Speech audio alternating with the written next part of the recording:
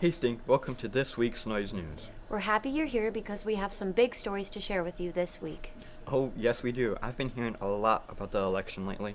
So have I, but I have trouble finding ways to talk about it with people. Well, Naomi, we have a story on that might be able to help you. Oh yes, let's move over to our story about having respectful political conversations. Take it away, team. With the election this year and the many difficult topics going around, it has caused tension and limited people's ability to have respectful political conversations for a variety of reasons. I mean, our political reality right now is so divided, and the nation's politicians are really feeding off of that, and it's causing more and more disconnect between both sides. If political discussions are so hard, why should we have them in the first place? Ms. Hewitt has some insight on that. An open political discussion is really important because we live in a country where we have to live with our neighbors, and understanding other people's perspectives is so important because we all see the world differently. And that's usually based on our experiences. We've all had different experiences in life.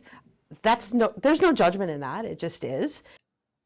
Now that we know why political discussions are important, how do we have them? I think to go into a really good discussion, both people have to kind of agree on, for lack of a better term, the ground rules when you get started. And I think the biggest conflicts happen when those ground rules either aren't established or people don't honor them as you go along. Even with ground rules, some people might not honor the respect you have set. What should you do if that happens? Always when you have a political debate, it's never about you as a person, or it's never about them as a person. So when they start straying towards insults, things like that, that means that you've won the conversation, and you can either shut it down, you can try to drive it back on course and inform them that they're straying away from the topic, or you can kind of just continue on and see if they kind of stop with that and, I guess, expose more of their arguments, or in another way, maybe try to mellow it down a little bit because maybe it's getting a bit too heated. Overall, having political conversations is incredibly important, but what's more important is respecting the other person. This has been Tucker and Bryce, Noise News. What a great story. I definitely learned a lot. Hey Bryce, I heard about some people with some really cool Halloween costumes this year. We actually have a story on Halloween costumes.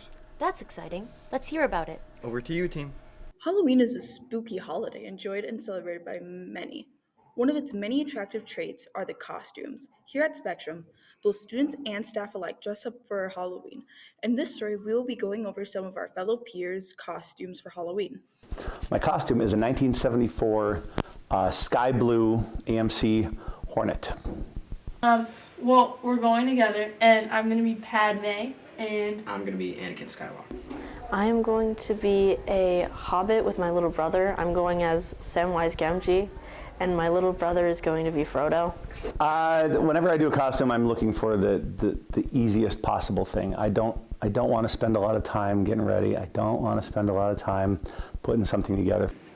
I made her watch all of the Star Wars movies, well, the good ones. I made her watch all 6 of the good ones, and I don't know, it's just something that we came to when we were deciding Halloween costumes. it was all his idea. Because we really love The Lord of the Rings and The Hobbit and all those things because they're fun. A friend of mine years ago, this was his car, and so we had a lot of fun memories in this car. And it was on its last legs, so to speak. So he did something with it, and it ended up getting wrecked. And I knew that it had gone to the lot where they store the garbage cars, and I went and pulled it. I just pried it off. I wanted to have the headpiece for it. I bought my costume, and I think... Well, you bought the parts to your costume. Yeah, I bought the parts to my costume, because I still had, because it was pretty basic, I just needed clothes. My grandma made a little green cloak for me and my little brother. Trying to find that space between being able to relax and enjoy yourself and also to be able to be serious enough about what you're doing is something that I've struggled with for my entire life, because I really struggle maintaining focus. I recommend that everybody tries to find that line because life is a lot more fun that way. Have a fun Halloween from your favorite people ever. The Spectrum community has a variety of costume ideas for Halloween, which ranges from funny to cute. This really shows how during Halloween, you can be anything. This is Maddie and AJ, Noise News, signing out. Wow, you're right. Everyone had some really cool costumes this year. I told you, Bryce. Whatever. Let's move on to our next story about student voters. Let's hand it over to Ava and Jonathan. Election day is around the corner, and a new generation of voters is as well. The modern generation is now holding the future in their hands. These young voters have been fed rather dense pieces of information throughout their lives. The things they choose matter. I think that young voters are looking for someone who's going to inspire them, who's going to fit their values and try to, or at least promises to accomplish the priorities that the young voter has in mind. You can't give up what your beliefs are and what you've got to stand firm on what you believe in. And you can't be just changing your views just to get votes. You need to stand firm on what you believe, and that's what I think. And I think young voters also believe that you have to stand firm. You can't be wishy-washy. You know, if you believe in something, you've got to stand up for that. With the younger people comes the understanding of individual power. Oh, I think it's very important to get their voice out. We like to call ourselves a democratic republic, a government run by elected officials, elected by the people. But if the people don't vote, it doesn't work. And so I think people need to get their voice out there and get it heard, and that's how your issues get addressed in the future. I think that young voters should be independent. I think many times young voters, if their family was Republican or their family was Democrat, they have a tendency to vote along those lines, even though that may not agree with what their ethics and their morals and their beliefs are. It is important that students become educated on worldly issues so that they can make the impact they want to on their world. I mean, the social media is very important. Getting your message out there, doing a program that's basically educational and informative, and letting the people that are your peers know that, you know, it's very important to get out there and vote. Your vote counts. Every vote counts. I think it's really important to become educated on the issues, and I know sometimes that can be hard because there's a lot of misinformation out there, but at the same time, there's a lot of really good information out there. And so looking for those good sources, finding them, and finding out and researching what is important to each individual person, and then getting excited and activated in that area really can bring about the change. And yes, voting is one piece of it, but if you're not old enough to vote, that doesn't mean you can't participate in a campaign or fight for an issue that means a lot to you. The younger generation tends to feel as though their vote does not matter, but in reality it does matter, especially in local elections. I feel like, I know people make the argument that is not because like the electoral college actually makes a vote, but I feel like rather than just voting for a president, you still have the right to vote for your congresswomen and men and all these people who are mayors. People forget that those people actually have more of an impact on your life than really like voting for a president.